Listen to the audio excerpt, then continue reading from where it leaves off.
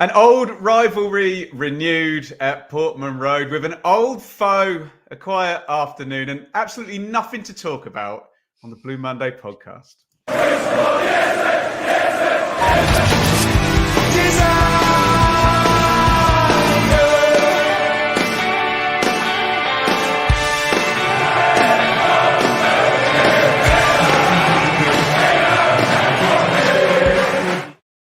Dave, I used to say on the pod, everybody keep calm when we've won a game. But I'm just begging everybody to keep calm when we get to minute whatever 40 of this one. Quick thought experiment, Dave. We have to be honest. We have to be humble on this podcast. If this was a Plymouth podcast now, you'd be a bit miffed at not getting anything from that game, wouldn't you?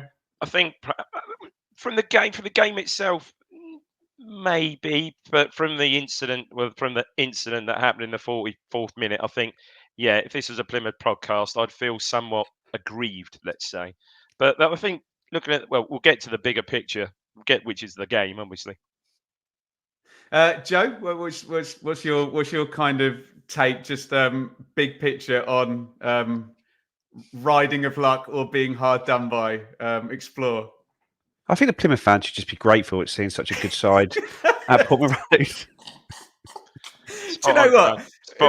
Pull back. I warned him, Dave, didn't I, about a minute ago? Not to do that, and he's done it within 1 minute. A little rascal, Joe Fairs. Welcome to the Blue Monday podcast. And it was Ipswich 3, Plymouth 2. We've got so much to talk about in this game, Dave. We've got so much to talk about in the Championship. Let's get straight into it. Thank you, everybody. The chat is going to be a joy tonight. I'll put as much as I can on the screen. Again, let's all keep calm and understand what subjectivity really means. Let's have a look at the ITFC team then, Dave. I guess two names to pick out really in this one. You don't want to see my face that big. You don't want to see that view either. What have we done with all the views? There we go. So Clackey in goal, Davis and Williams the fullbacks, Wolfenden and Edmondson. More from him later. Morsey and Luongo. Hutchinson gets the start down the right-hand side. Chaplin, Broadhead, Hurst. So really, Dave, talk to me about Edmondson and Hutchinson in the selection. Yeah, well, I think Hutchinson perhaps wasn't so much of a surprise. There was a lot of talk about that. Obviously, Jackson got the nod at Bristol City with obviously as a result of Wes Burns' sort of long-term shoulder injury. So, and I think played fairly well at Bristol City. Certainly, I think did the job that the manager asked of him. But it was no surprise at home. I think that we saw Hutchinson start. The other was a far bigger surprise to everybody. But we've seen it before. He did it against Hull. Brought Edmondson in against Hull. I saw your channel earlier, and you said quite rightly to counter. Really, we thought that sort of perhaps the strength and mobility of, or perhaps the mobility of Liam Delap. And seeing there certainly Plymouth sort of strike force, fairly mobile, fairly robust. Yeah, it was a surprise, and I mean, perhaps more of a surprise that Tuanzebe then turns up on the bench as well. So I haven't seen anything. Correct me if Joe, or you've seen anything today, whether Burgess had a slight injury or whatever it was. But he looked fine. He was out there kicking around, wasn't he? Yeah. So I thought, I missed the warm up as he was against Hull. So again, a sort of a tactical change, I think, to counter them. You see, the last one was called a tactical masterstroke against Hull, Dave. I see you're not using those words today. Well, not quite. I thought he looked overall. Yes, I thought he looked. He was seamless against Hull. I think he came into the team and probably was arguably one of our better players on the night. In a great 3-0 win. But he looked what's the word? Rusty a bit yesterday. I thought rusty. Yeah. Hot tin roof, rusty. Joe, let me just move you on to Plymouth and Stephen Schumacher. Cooper, who was quite the nemesis for us last season, back in goal. Kessler, Hayden, Scar, Gibson, Miller, Azaz, Randell and Cundall, Whitaker and Mumba, the little bloody rascals, and Ryan Hardy up top. I like it. I've got to be honest. It's guilty pleasure, Joe. They've got some good players, haven't they? Yeah, no, I was surprised when I saw the team because we sort of look at in their previous 3-game weeks, they'd sort of made a lot of changes when they went away to Bristol City, and I wonder whether they might do the same. They looked like they'd sort of left everything out there against you for Wednesday or Wednesday night, whether they just thought Ipswich, I know, sort of without blowing our own trumpet, you're going away to a team second in the league with a great home record. Is that the game you think actually we'll just sort of rest the players for this one? They've got us the points we need to get this week. But no, I saw the team and I was sort of pleasantly surprised that they'd given it a go. And I looked at their midfield and thought, cool, there's going to be some goals here today, as Portman Road seems to deliver every week. But no, I was surprised that, like I said, that they went as attacking as they did. But I was glad to see it for the spectacle. And Dave, if we'd scored this goal, we would say exactly the same.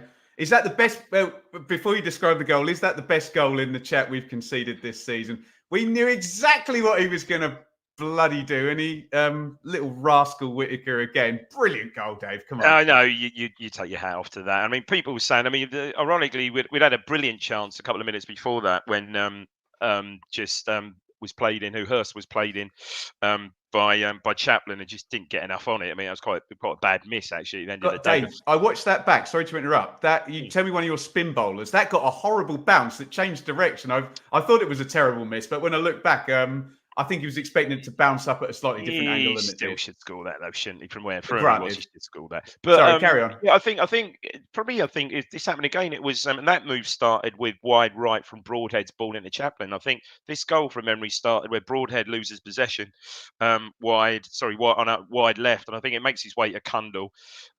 Whittaker's hugging the right hand touchline sort of midway in our half, and it's played into him. And you just know, and it's easy for people to say, "Oh yeah, you've got to show him on his right foot, got to show him on his right foot." But look, he drops his shoulder. He drops his shoulder.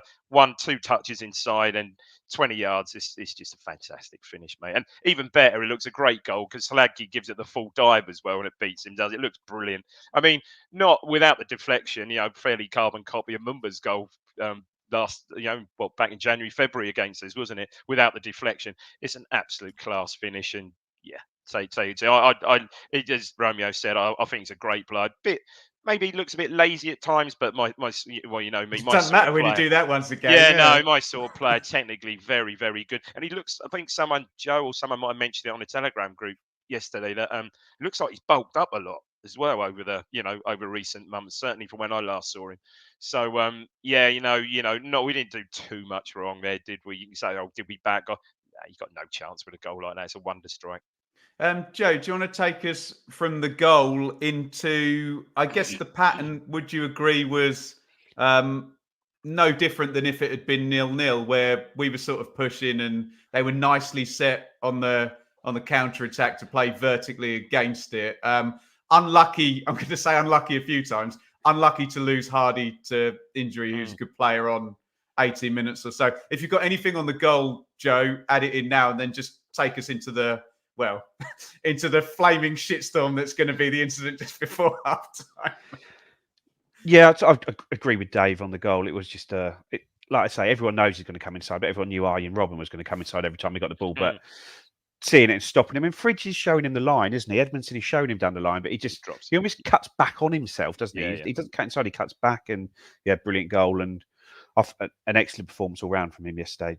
A steal he was for them in the summer, and you just think, what on earth was Swansea doing letting him go so cheaply? I know Martin didn't rate him, but Martin was out the door by the time he left, wasn't he? So strange one. But from that point on, I thought Plymouth were good, especially for the first, probably up to about the 20-minute mark. They pressed us really high. We used to Wolfenden and Burgess sitting on the sort of halfway line with the ball and dictating play from there, maybe at the deepest, maybe on the back of the centre circle, but for that time, we were just on the edge of our own box. We were struggling to really make anything work. We were trying to be quicker, trying to play more first-time balls. Chaplin was dropping deep into holes. But whatever we did, we were just struggling to find a way to sort of just move the territory, that sort of 10, 15 yards forward. And they had another good chance, I think, where Cundall landed on the ball in a good spot. And rather than shoot, he elected to pass to Whittaker. But I think the shot looked on for him there. And I think had he shot there, that might be the better option. But from about 20 to 25 minutes, we started to then move the game away from the south stand,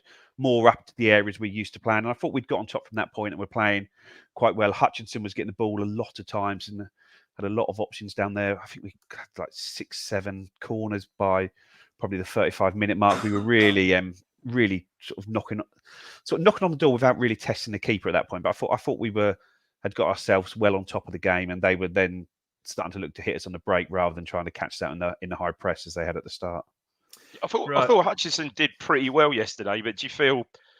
I feel yesterday we missed sort of Burns' directness, perhaps at times yesterday. Maybe so. Yeah, maybe so.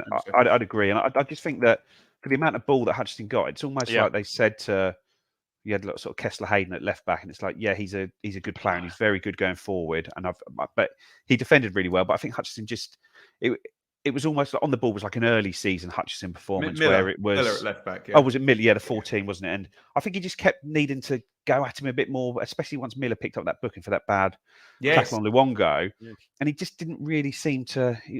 It was that time we wanted to have one too many touches, or I haven't watched it back to know if there was good movement, a good sort of options that he was turning down, but it did seem like he sort of could have done a bit more with the ball he was getting there, but we sort of went from there. I thought their fullbacks was good. The other fullback's a good player, isn't he? The lad from Villa. No, the Villa player, isn't he? Yeah. Player he is. Right, here we go then. This is going to be a fun 5-10 minutes. I'll have my say. We'll pass it on down the line. Have your say in the chat. Please, guys. We try to be balanced. We have to acknowledge subjectivity. This is not a binary yes or no. Whatever language you elect to use in the chat that makes your opinion seem incredibly definite, it's just an opinion. Ask 10 different refs, 10 different fans. You'll get different opinions from everyone. Here's mine, okay? So Edmondson and Bundu, who's come on for Hardy. Edmondson in the first instance, really badly caught out. Bundu gets past him. Now, I'm up in the Pioneer at this point, and I think we would all agree, but I'll let everyone have their opinion. There's a grab, and if Bundu goes down at that point, we're red card as he's running through. But he doesn't. Edmondson's quite smart, actually, because he has a little grab, quickly takes his hand away, and away we go towards the box. My first instinct was that it was a foul and it was a penalty from watching one. So I've obviously seen 1,000 replays. I think it was outside the box, whatever it was. Therefore, if it was a foul, it would have been a red card. Whereas if it was inside the box, if you make a deliberate attempt to play the ball now, which it was. Was it a deliberate attempt to make the ball? Because he was a long way from it. Well, my view is it was a deliberate, so I thought it would have been a yellow there. I've watched 25 replays. Once you get over having to watch 3 replays, one needs to absolutely acknowledge that this is not black and white and that we're in a very grey area here. It's very clumsy. He tackles from the wrong side. Does he clean him out massively? No. Does he impede him? Possibly. Was it a not very good bit of defending and a tackle from the wrong side and got away with one? Could it have been a lot worse? Yes. Dave, what do you say? Well, Starty's bad defending on halfways. He gets too tight. He gets too tight to him. He just gets turned easily. My God, he's got some pace. That Bundu's got some pace as well. And he was gone. Then let's not get to the tackle before we get to that. Seems like Wolfenden may make it across and get some cover there, but I would have had on a normal Saturday, I'd have had an unbelievable view of this. Yes, right in front of me. Typically, what I do, I gave my ticket away to my oldest lad, and I got that was good actually yesterday. I had a ticket in the V1 next to the away fans. That was quite good banter actually yesterday. So I was a fair bit away from it, and my first thought was, yeah, look, crikey, that's just a lunge, and he's had a little dig at him. That's a lunge. And yeah, you almost wait with bated breath for the ref to, certainly give a pen. But you're right in what you're saying. Certainly, if there was any contact, it was certainly outside. I think it was outside the box. Dave, if I can pile my animus on you rather than anybody else, we can't obsess with contact because you can fly in and impede someone, and contact can either be non-existent or very minimal. And I think people obsess about the ball. And they obsess about contact. But all I'll say is if there is contact, it doesn't necessarily mean it's a foul. And even if there's no contact or minimal contact, we do still see fouls get given where someone flies through and someone gets out of the way. So they're not catch-all terms. So again, if you try and make this binary, you're going down the wrong rabbit hole because it's not. Sorry, Dave, carry on. Yeah, I mean, had that, This time next season, VAR would have had a no. Yeah, I mean VAR would have had VAR would have found a foul in there, wouldn't they? Absolutely would have found a foul there. I think. Christ, I saw one. I saw an offside last night take 5.5 minutes. Yeah, I mean it looks a foul. Whether attempt to play the ball or otherwise, it looks a foul. And from my point of view, yeah, I can understand why they feel, as I said at the start, aggrieved. Really. Joe, what's your take? I think it's a difficult one because your angle you see it at, and when you see it again, is what sort of shows your opinion on it, doesn't it? And for me, I was behind the goal in the south stand at the back, and he came through. I think it's a ridiculous decision from Edmondson to dive in as he does. It looked to me a foul. He was nowhere. You could see he was nowhere near the ball. It looked to me a foul but the thing is, I was watching Edmondson to the ball, and he didn't get there. I struggled to see what the ref's view of it is to not give it, if that makes sense. Why is it not a dive if he's not giving it? Because it seems like he's just not made a decision on it. But for me, the first replay I see is on Twitter after the game zoomed in, is this a foul? And you look at it, and for me, Edmondson slides, and he doesn't catch him, and Bundu's on his way down, and then as he's on his way down, maybe Edmondson's momentum trailing foot maybe just catches him, but he's already down when he catches him. So when Schumacher says in the dressing room, he says to him, "Yeah, he clipped my ankle and it looked like that," then I can sort of understand that. But I don't like for me, I was very, very surprised it wasn't given. When I look at it again, I don't think it was a foul, but it's a reckless piece of defending that is given the ref a decision to make. And I don't think we could have had any complaints had that been given. And then you look at it and say, oh, actually, when you look at it, he doesn't quite catch him because he slid in from he slid in from a terrible angle. So I just think it was a poor piece of defending. I think he's got away with one there, but I think Bundu goes down without the contact, and maybe the ref is that good that he's been able to spot that, but I doubt it. I just think he's not made a decision. But no, silly defending, and Bundu should have done better really with the whole situation, I think. It's the same old. Who's got the best view of that is the ref's assistant. He's got a great view of that. He's not impeded by anybody. He's got sort of a perfect view of that. And to be fair to the ref, Dave, before you finish your point, it's a real quick counter that he's going to be off the play of it. Sorry, the assistant really keeps up. Someone mentioned that earlier. The assistant really keeps up with it well. But it's the same old. I'm sure ref's assistants are just there, just try and guess throw-ins. Sometimes, honestly, I really do sometimes. Obviously offsides as well, but yeah, big decisions. Yeah, he should have been. I didn't see him. Well, you don't know he's in his ear, but I didn't see him. Go to consult the linesman or the assistant or anything like that. So, yeah, I mean, I know this is the old cliche. Yeah, you certainly have seen them given, but as you quite rightly said, Ben, I think perhaps it wasn't actually a penalty. If it was a foul, it's probably just outside the box.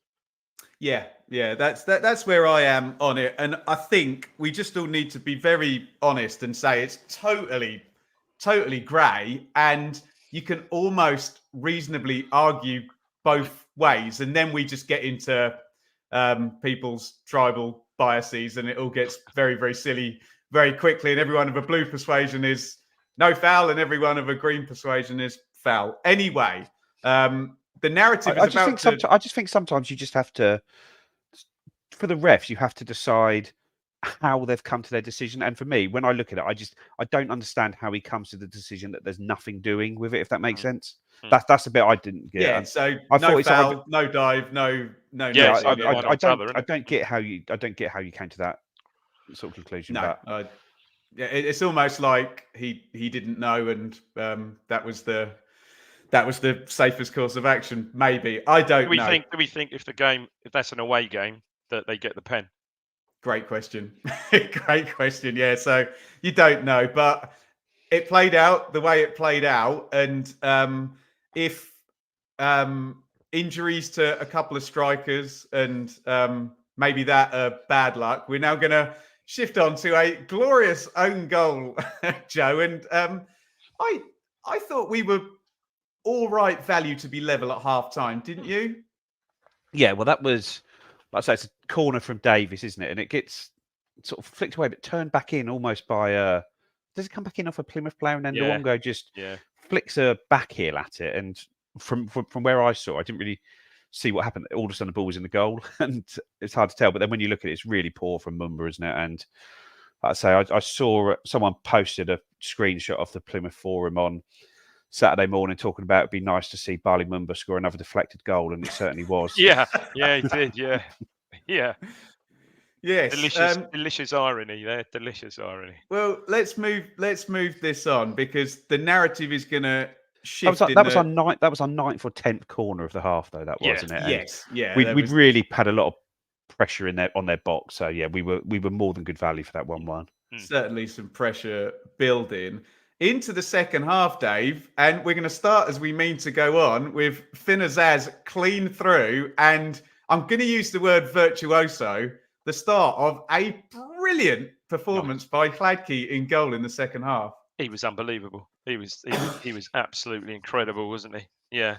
And then 5 minutes later, because that was quite early on in the half, he picks up the ball, doesn't he? Just, casually chips it across field to Davies. It's an absolute carbon copy of Blackburn goal against Blackburn. Absolute carbon copy. Equally, if we thought Edmondson's defending for the incident on halfway was bad, Scar gets caught terribly done. It's just a sort of I can have a straight curling ball, but it's just one. Say it, Dave. He plays it into an area. Go on, plays it into an area, and it's good from Hurst. Good. Hurst is good leading the line. Really, he holds his run. Scar just tries to sort of nudge it back or get a touch on it. He doesn't, and then. I was pleased for Hurst, because I think in the last few games he's really worked hard and deserved the goal. And really, really good finish in the end. Sort of like almost slides it in, doesn't he? Absolutely buries it in the corner from about 10 yards. So such a simple goal, wasn't it? Really.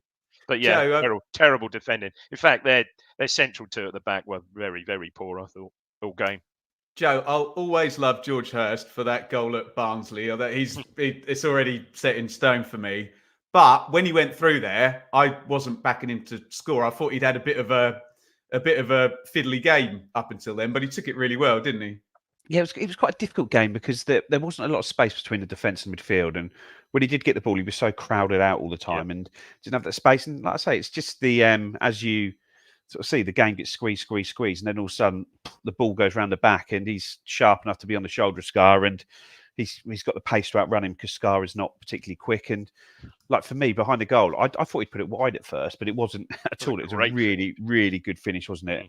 It's well, like I say, he had another really good game yesterday. He's really coming into his own now. He's just been an excellent striker. And like we talk about Morgan Whittaker being a bargain for Plymouth at $1.5 million in the summer, I think the same can be said for George Hurst. When you see what you need in a striker in this division in these roles, it's just such a tough such a tough role. There's a Substack which Jack on the Telegram, Jack Saunders wrote earlier today. Excellent about that. So we'll share that from the Blue Monday account later today for everyone to keep an eye on. But just talking about how Hurst's game has been this season, another great example of it. And I say, when you're only getting one or two chances a game, you've really got to be on it to finish those like that. Yeah, you do. Yeah. Now I don't know what order all of this stuff happens now. It's all a bit of a blur, Dave. But Bundu, who came on for Hardy, who went off injured, is going to go off injured himself after Plymouth have had their 3 blocks of substitutes. So they're going to finish the game. I didn't even notice that from where I was. That's one of the joys of sitting up in the Pioneer. Yeah, I know. Did you, Joe? Were you aware? I didn't notice until I read the. I think on Ben's. I've just witnessed video. That was I saw it. That was a long while. 84 minute. That was like 84th minute. But Davey was limping for 5 minutes beforehand, and it was I didn't pick that up. Yeah. But I'm trying to remember the order. So I think it's the header from Scar, Hladky tips, and the one that draws the standing ovation, even from the people around me in the Pioneer. And let's be honest, it would have been a bit of a jammy assist, wouldn't it? Because it was Whittaker's shot deflected straight into, was it Edwards? Edwards, yeah. Sub, yeah. And talk about those 2 saves. And you're just banging your head against the wall if you're a Plymouth fan now, aren't you? And he's out really quickly, isn't it? And Edwards is not there. He gets a bit on left foot. I think he tries to get it past him left foot. But not only does he get it with his legs, the ball balloons up in the air. He then springs to his feet and saves the corner as well. I mean, it's just a brilliant bit of goalkeeping, and as Joe said yesterday, he was just brilliant again yesterday. Crikey, that has just been a feature of our season. His play's just been absolutely awesome. I like the way Plymouth counter-attack. No, Joe, the 1 and 2 touch really. Yeah, it obviously drilled in that way that when this type of moment comes, and just when that is 2-1, even with 10, we were looking a bit tired and a little bit sloppy as well, weren't we? You could see them getting the next goal rather than us. Yeah, I thought they were really good all game, and I thought they were really good both times we played them last season as well. I think they've been the best. They were the best team we played by a distance last season. I know Sheffield Wednesday were up there, but I thought Plymouth were just a much better side. And again today, I struggled to see how they're 19th in the league when you look at the and they haven't won any away games. No, they counter attack like that. No, I don't get it, and I'm sure at some point it will turn. I know they're 19th, but I wouldn't have any worries about relegation or anything for that, even without the 3 crap teams at the bottom. I think they're just a really good side. I like the way they play. They're a little bit more shithousey yesterday, maybe than they were a bit last season. I think they seem to have maybe tried to develop a little bit more of an edge to their game. But I thought, like I say, I think they're a good side. They caused a lot of problems, and I'm sure that the players on our side didn't need any extra motivation to go against them after they pipped us to the League One title last season. And I'm sure Kieran McKenna would have wanted to beat Stephen Schumacher in a game for the probably second time. I think we did it at the end of his first season, but after the games last year, I think it would have been one that was circled on the fixture list that we wanted to win. But no, again, a really good performance from Plymouth, and hopefully now Cooper's back, they'll be able to push on a bit more because he's just such a key player, isn't he? We got 2 more goals to talk about. Sorry, I kind of got us into wrap-up mode there, Dave. On comes Marcus Harness, and what on earth are we going to do if Leif Davis misses any games at any point this season? Because just all the goals are coming from that side, Dave. Yeah, it was a good move. It was a really good move. It was a really nice bit of interplay, I think, in midfield between Morsey and Taylor. Taylor plays a clever little ball into Morsey, sort of, I think, midway in their half. And yeah, I mean, Davis is always available, and it's just a straightforward. Morsey slips him in left side, sort of like, I suppose, just outside the box, midway outside the box, and just standard first time. Hard to defend, aren't they? First time left foot ball across the box, and Harness gets a little bit like, again, it's Kessler, I think, gets a really good block on the first one, but really good composure from Harness, isn't it? You know, he's up, he's alert for the second chance, and just side foots it past Cooper in the corner. So 3-1, you think, job done, game over. 6 minutes, we'll see that out all right. I did point out to Geezer I was sitting next to, I think it was a year virtually to the day, I think. Well, certainly the day the clocks. Yes. Yeah, because I had COVID. Yeah, I remember it well. It was. Yeah. If you want a laugh, speaking of Kane, Kessler, Hayden, I froze when Edwards is through for Hladky's last save. He's got both arms up celebrating. He's certain that Edwards is going to score before Hladky saves it. But we look a little bit knackered at the end here, and Leif Davis gets completely done by Barley Mumba for this goal, doesn't he? A little bit of luck with the bounce off him, but he does the old ski slalom quick turn inside. Joe, anything on that goal other than just a lot of emotional energy and concentration spent and a little bit slack at the end there?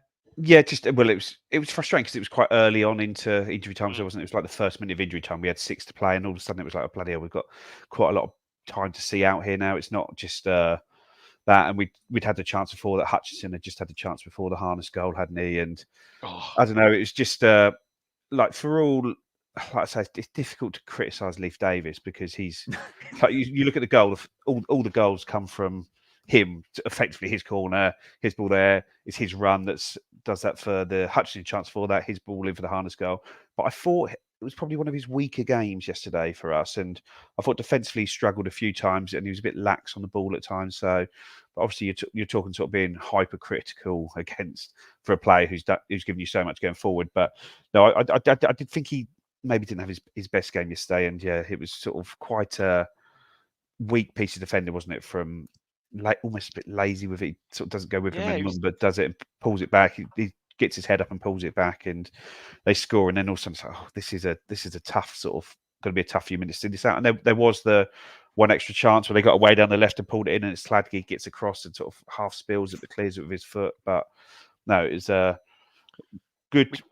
It wasn't so good because by the time after that happened, I think that just sucked the life out of Plymouth. That they felt like that was their one chance, and then the game just sort of petered out from that point down sort of our end of the pitch, and sort of a little bit relieved to see the final whistle. But I think we were good value for the win.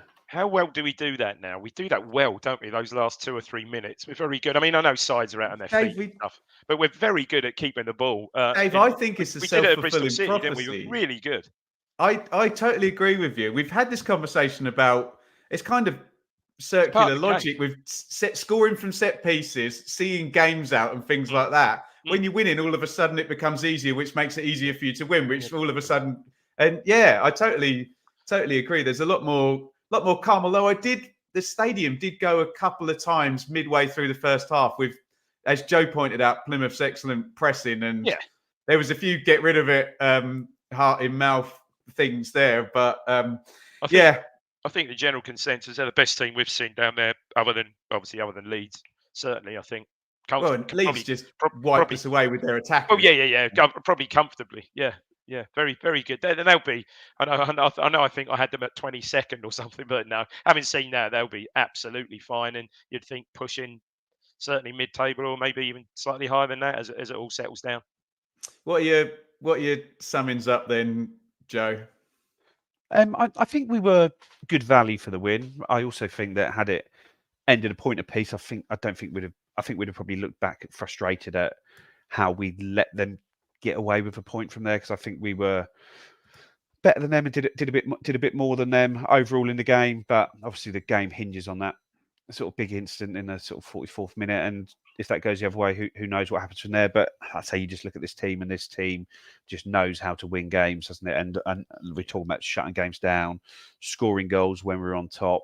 I put a post today earlier about Hladky, and it's just, I thought it was just sensational yesterday, and has been half, Joe. God, has been all season, and it's, I don't know. I'm sure this is probably more sort of monthly sum up pod when we talk about the goalkeeping situation, but I just say I don't think I've ever enjoyed watching a goalkeeping performance more than what I am with that, because it's just so all action, positive.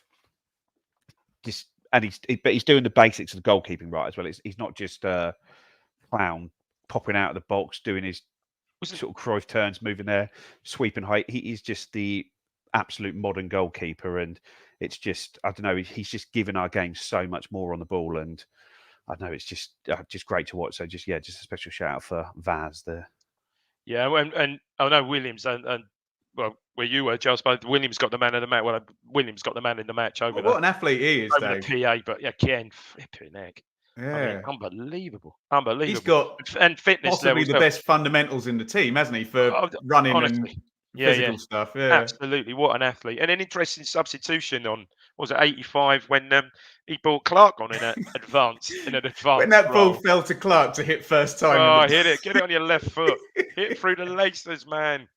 I think he was unlucky there, because he went to hit through it and then came back inside. And inside, didn't he? The defender hadn't slid, because I think the defender was would normally slide to block it, and he didn't. But then straight after that happened, that defender then went down with cramp. So I think the defender probably didn't slide because he was too knackered to slide. But because he didn't and he came back inside, it gave the defender a chance to get there, where normally it would have been a really good shot back and probably would have scored, but not as good as the Hutchinson sort of dummy back that he did back inside. That was absurd, that one, wouldn't it? If that had gone in, that was brilliant for a hot dog by the Villa player as well. And also, we've got that real massive chance in the first half with Broadhead. When he was looking, he's twisting and turning, just looking, I think, just to roll it in, wasn't he?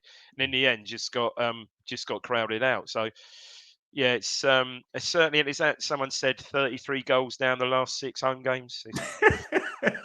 Flipping crazy. Well, our good old friend of the pod, Stat, always does 4-2, and here's a thing. So he came up trumps against obviously Preston, and he was telling me the other night he's been doing 4-2. He always does 4-2, has a bet on 4-2 always. And I think last time before the Preston game was Forest a few seasons back. I think might have been 17 or something like that.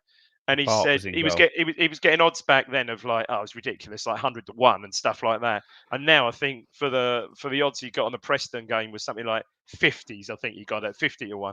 So I was laughing with him last night after the game. I said, flipping it the way it's going, by Christmas you won't even be getting 20s, mate, on that 4-2 prediction. It's just mad, isn't it?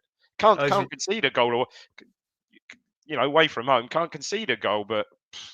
I remember Sunderland coming down here the season after they lost in the playoffs on penalties. I think Kevin Phillips was like odds against to score the first goal. I've Never seen anyone so short in my entire life. Anyway, we must move on. Loads and loads to talk about. We're going to go into the Championship. We're going to go to your Q&A. We'll talk a little bit about Fulham as well. But first, this word from our sponsors. Innovation Labs is business hub and co-working space with strategic locations across Suffolk. Our aim is to foster innovation, entrepreneurship, business growth, and the development of an AI centre of excellence in Suffolk. Monthly hot desks are available from just £79. For more info, head to innovationlabsgroup.com or contact info@innovationlabsgroup.com. Innovation Labs, providing support for businesses across Suffolk. Locations in Stowmarket, Ipswich, Sudbury, Woodbridge, with more to follow. Right, let's crack through this then, boys, because we spent ages talking about a tackle that might have been a foul, and might not have been a foul, it might have been a penalty, might not have been a penalty, might have been a red card, might not have been a yellow card, or might not have been a dive. And we've got lots of Championship stuff to go through. I will pick out, I'll go through the results here and say a bit. You guys want to pick anything out there? Slightly concerningly, guys, Leeds 4, Huddersfield 1, and Southampton 3, Birmingham 1, which means the top 4 are now all the Year 1 parachute teams and us. That could build the pressure as we go. Blackburn 0, Swansea 1, Cardiff 2, Bristol City 0, Nigel Pearson out of Bristol City. But don't worry, there's another one. Hull 1, Preston 0, Middlesbrough 0, Stoke 2. Stoke, I think, have got 9 points this week against Middlesbrough, Leeds, and somebody else. Good. Someone will remind me who it is. QPR 1, Leicester 2, Gareth Ainsworth out on his ear. Sunderland 3, Norwich 1. Our good friend Jack from Talk Norwich City with a crisis point for David Wagner post that I watched today for research. You know, as you do, and I love Jack's work. Watford 2. Did you like his tweet about Huddersfield Town? I thought it was tremendous. Oh yeah, the fallout afterwards. I'll try and. Do you think I'll be invited on there this year? Now we've actually got a chance of winning. We'll see what happens. Yeah, Jack's quite balanced. I'm sure you will be. Watford 2, Millwall 2. Millwall still without a manager, and by God, Sheffield Wednesday 2. Rotherham 0 at the 1,000th attempt. Sheffield Wednesday win a game. I mean, you can talk about what you like, but I'd be interested to know about the managers getting fired left and right, Joe, and the 3 Year 1 parachute teams all in the top 4. I'm sure this player here did not make Gareth Ainsworth's job easy yesterday. But he looked like he'd done us a favour, hadn't he? He'd equalised, good equaliser, 1-1. And then he managed to get 2 yellow cards in the same instant, one for a sort of... Just for the audio feed, Joe was pointing to an Andre Dazelle shirt behind him.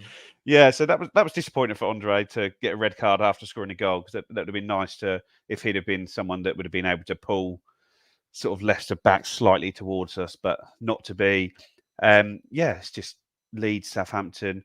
They were both the early games, but then you look at it, they both won their early games and they get within 6 points of us, still a lot, and with a game in hand. But then does that put a little bit more pressure on us? Well, if it does, it doesn't show, because we then go out and extend the gap straight back up. And I know it's still early days in the season, but you look at how many points we've got, sort of 34 points in 13 games. We're almost. I don't want to sort of tempt fate, but bar a total collapse, we are a top 6 side this season, aren't we now? And it's just a case of now looking to see if we can keep up the form and get into the top 2. Really, top 6 is minimum. Almost like we'd have to have such a fall off for that not to be there. Yeah. And Dave, anything else on that round of results? We've still got Coventry and West Brom tomorrow. No, not really. A really nice goal from Philogene for Hull individual goal. That was a bit special, wasn't it?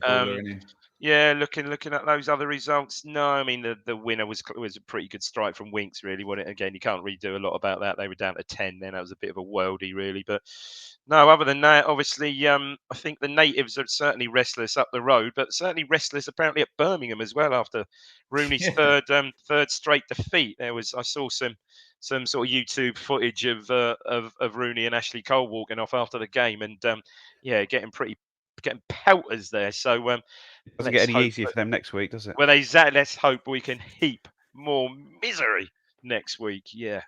But No, I mean, you talk about the parachute teams. They're well, probably they're not. We're probably where we shouldn't be. Leeds probably should be there. But look, I don't see a great deal of pressure there. We're not really supposed to finish above those teams, are we? Really? Let's face it.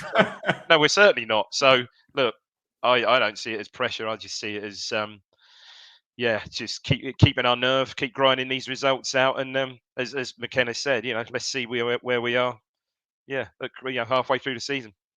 I love the way you backed up at Christmas there, because he knows December the 16th. Yes. It's then Norwich, Leeds, and Leicester all in a row, isn't it? That could be hot, Joe, if the table still looks like it does now. Guys, get your questions in. We're going to do some Q&A, and then we'll talk a little bit about Fulham. Pre-match apparently is me and Seb. I don't think Richard is around, so that might be a little touch later on Thursday, but we will figure that out. We'll talk a little bit about Fulham there, and we'll go chapter and verse on, I've been requested to say, Frank Birmingham, Wayne Rooney's, Roy Keane's, Birmingham City. Steven Gerrard, Steven Gerrard, Sol Campbell, any of the golden generation. Get your questions in. Flagship, by the way, will be normal time next week. And Where the Sport promo, I think I might have some apparel coming to model for that. But wherethesport.com for our subscribers, if you type in Blue Monday, when you're checking out there, you can get 15% off your order, some bespoke Ipswich Town items. But we will be able to do this promo much better when, I don't know if anyone else wants to be a model, but when we can model. Right, get your questions in, and I will scroll up a little bit. What have we got here? Right, nice and quick answers, you two, all right? Although you're going to ignore me as usual, aren't you? Dave, both Walton and Vaz are out of contract in the summer. We may have options. What contracts would you offer? What length? Just quickly, we do have an option on Walton, but not on Cladke. Interesting. Yeah, interesting. Sign him up. Yeah, no, exactly. Sign him up. Yeah, I mean, when we say what contracts, do you mean do you offer them to both, or do you mean length of? I think that's what he's asking. Yeah. I mean, at this stage, Joe, just how old's Slaggy? 32. 32, I think. Yeah. 32. I mean, no age for a goalkeeper, is it? I mean, crikey. No, with feet like that. No, mate, if he maintains this form, get him signed. Christ almighty, you got to get him signed. And yeah, fine, if you've got the option on Walton. However, sorry, this is more than a quick answer, isn't it? Will Walton want to stick around as a number two?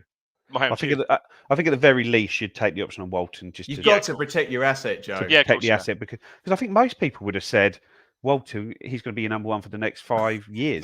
He's like 27. We've signed him on a good age, good contract, and like I think everyone would have just expected him just to go through there. Hladky, you might offer him another year at the end of the season, see if he wants to stay and be a backup for another year, or let him go somewhere and play. But now, what on earth do you do? It's a crazy one, isn't it? But I would. It'd be good to see. You just can't drop Hladky, can you? You just can't. It'd be good to see Walton back on Wednesday, though, wouldn't it? It'd be good to see him between the sticks again. Romeo, what would Joe, to you? What would be our first priority in January? Signing cover for Morsey or for Hurst? That can I say Hurst before you even answer? I guess it's Hurst, because I think striker was an area we were targeting in the summer, and I don't think we got all the targets we wanted there, or a level of target we wanted there. And I think even right up until the end of the deadline, there was talk that Freddie might be one that goes out to bring someone else in. So I'd imagine that it's going to be something along those lines, that if we can bring in the Premier striker to battle with Hurst for the starting spot, then I think you would pull the trigger on that. But I think there's probably a few positions in the squad where you'd pull the trigger on a replacement if you can get one. But it's going to be a very interesting January window if we're still in the position we're in. This was fun, wasn't it? Neil, I'm sorry, just to go back on, there's been a few comments about strikers as well, but I think it's very difficult, because I think whenever we're making a change to the strike at the moment, Hurst is playing like the first 70 minutes, and generally either Scarlett or Ladapo is coming on with 20 minutes to go in a game that we're winning and maybe only one goal ahead, and we're sitting a bit deeper, that they're not really getting a crack of the whip to really show what they can do for 90 minutes. So I'd say that it'd be interesting to see, and hopefully we don't see it if Hurst is out for any extended period of time, how those two actually play when they're given opportunities from the start. But I think maybe they might surprise Ipswich fans with what they actually can do as well. I feel a bit for Scarlett. Because Scarlett can't get any minutes either Wednesday, can he? So yeah, it's particularly. Well, is he cup tied? Yeah. Okay. He played a half of Spurs, didn't he? So it's particularly difficult for him, I think. Yeah, I was just going to say this was a funny one.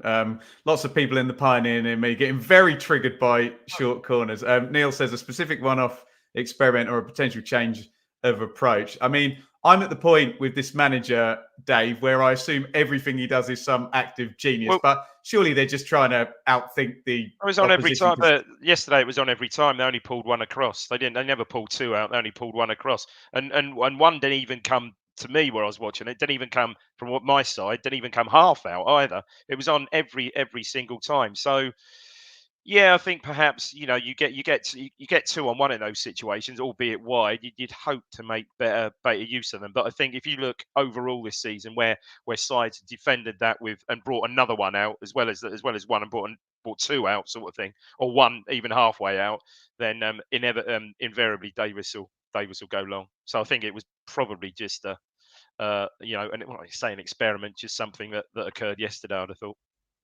I think someone's asked about Scarlett. I think Joe's probably covered that. Matt points out Leicester v Leeds on Friday. We will learn. Hopefully, they're going to beat Shaylee's birthday. Oh, so I would love to be there, but I will absolutely not be there. No, of course you won't. Quite good at right answer. Right answer. Yes, right answer. Whose turn is it, Joe? Paul, are we currently experiencing our regression to the mean dodgy period, or does that come in December? I mean, the points haven't regressed to the mean, have they? Yeah, I think maybe some fans are maybe overreacting to our performance levels in the last two games. I think we're still playing well, and I think you're not going to just roll teams over every single game. It just doesn't happen. Like you look at Leicester, they went to QPR yesterday, and then until the red card, QPR were 1-1 and were very much in that game, and they're the almost like the worst team in the league, probably 19 points in 27 games they've scored. Yeah, and they've gone, and Leicester have gone there, and Leicester really had to work for that win there, and sort of had a bit of luck to get it. Leeds, you think they're playing well? They go to Stoke on Tuesday or Wednesday and lose at Stoke on Wednesday, and then you think, Middlesbrough fly, and they've won 6 in a row. And then Stoke, who'd been crap for weeks, then beat Leeds and Middlesbrough in 4 days. So I don't think there's any regression in our squad at the moment. It's just a case of, like I say, we're just winning and winning and winning. And yeah, you will slide away from that, because at the moment, as things stand, what are we on track for? Like 128 points this season. Well, we're not going to get that many points, are we? So we will regress. Oh, damn. We will regress down to 100 points. Oh, okay. So we still be 15 behind Leicester, yeah, right. Chris, have refs binned off time-wasting yellow cards already? I haven't seen one for a while, Dave. They've been fairly consistent with the dissent and whatnot, haven't they? There was a spate at the start of the season. I think we mentioned this on the pod, because I think Hladky's sitting on 3, I believe, because there was a conjecture on the pod that were in the Telegram group that perhaps that would be the only way that Walton might come back if Hladky picks up another 2 yellows. So yeah, that does seem in recent weeks since the beginning of the season that has sort of relaxed off a bit. I think Chrissy's perhaps right there. Chrissy's usually right, actually, to be fair. Yeah, Chrissy's always right. Of course HCH, we'll talk to Anzabi when we do Fulham, okay? This is why we have Chris on here. He's very smart. Listen to this. Happy if we lose on Wednesday, given the quarterfinals of the League Cup will be in the middle of that Norwich Leeds Leicester 11 days. Oof, that's a fair point. Not that I ever... Even if we draw Liverpool at home. I just think as long as we continue to treat the competition as we have done, where you make the 11 changes, then I don't really care whether we stay in or not in that regard, if that makes sense. It's just going to be difficult if you do get a big draw. That do you then play a team that you maybe shouldn't play because of that? I think, I say you don't want to lose on Wednesday, but if you can make your 11 changes and put in a good performance and maybe go out, then it's probably not the worst thing in the world. But I'm sure McKenna isn't going to get carried away with anything and think, oh, look, we're 1 game away from a semi-final. Let's not make the 11 changes that we need to make and try and win this. And do that. He's so focused on what he needs to achieve this year. And when you look at the when you look to see when we've rearranged this Rotherham match for next Tuesday, you know what this week's Fulham game is going to be like. The fact that we've wanted to pull that in so quickly shows that the league, it's all about the league for us this year. And that Sheffield Wednesday result against Rotherham today is probably helpful for next Tuesday, because they'd had a couple of decent results. Rotherham, they got 4 points in the previous two. It's so weird. Just a quick aside, as you're talking about that, Joe, about McKenna and priorities and whatnot. He couldn't have imagined in his wildest dreams we would have. I know he's some football savant and we all think he's brilliant, that we'd have the amount of points that we have. Surely, even with his amazing studious plan, I was just thinking that as well. I think even if you're Enzo Maresca, Daniel Farke, or Russell Martin, you don't think exactly. No teams get this many points. It's what is it, like the second best start for a Champions season ever now, isn't it? Now at this stage, it's only Leicester that are better than it, and no teams get this many points, and no one would ever have predicted that you're going to win 11 of your first 13. No. Dave, Rob, Burns reportedly back after international break. Does he come straight back into the 11 if Amari plays well? That's a yes for me. Oh yeah, no, absolutely. Like, as we said earlier, I thought Hutchinson had a half decent game yesterday, but yeah, you missed. But Burns was playing really well.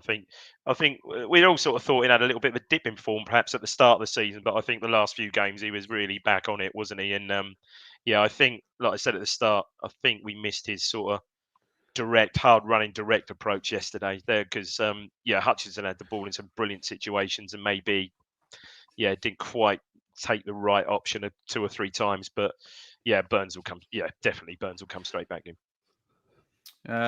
We'll do one more trivia one here. Am I correct in thinking McKenna has never lost a league game by more than one goal? I think we lost 2-0 to Sheffield Wednesday at Hillsborough. Maybe even to Bolton as well, right in the very start of his reign. I think we lost a couple of early games 2-0. I think we lost. Sheffield Wednesday might be 1-0. Bolton we lost 2-0. Yeah. But we've only lost one game since the clocks went forward. So and now it's been a good year. What's that Frank Sinatra song? Been a very good year. Yeah, he goes really low on that one. Right. Shall we talk about Fulham then? And Joey's going to name his team with his 11 changes. Shall I go or not? I've got a ticket, but I've also got a ticket for that Rotherham game, and I'm not going to be able to. I'm never going to be able to swing lack of parenting duties twice in a week, am I? So, I don't know. I don't know what to do. We'll let the chat decide on that. Joe, what are your 11 changes then? So it's sort of a cross between 11 changes from yesterday's team and 11 changes from the team that we then play on Saturday. So there's a couple of slashes in there, if that makes sense. So can you do that? Yeah. So Walton in goal. Who did I have right? Harry Clark right back. Axel Tuanzebe centre back alongside either Edmondson or Burgess. Probably Edmondson, I'd say, with Burgess to come back into for the Southampton game. Janoy Ashley left back. Ball and Taylor in the centre of midfield. Caden Jackson / Amari Hutchinson on the right wing. Marcus Harness on the left. And then, probably Shawnee Aluko or Cameron Humphreys maybe in a more central role there, with Freddie Ladapo up front. I mean, he's talking a lot of sense, Dave. Give us your preferences rather than, because I can see the logic exactly in what Joe's saying. No, I think, Joe, that would probably be the team. I was talking with my lad earlier on, and I think that was pretty much the team we picked. But I must admit, I think we all forgot about Shawnee Aluko. But other than that, I don't think it. I would think it wouldn't be too much different from that. Yeah, you'd think. I'd say Edmondson and Tuanzebe, so you've got a nice balance there at in central positions there. Yeah, Danasi and left back, that makes sense. The rest of it pretty much picks itself, doesn't it? Almost, you'd think.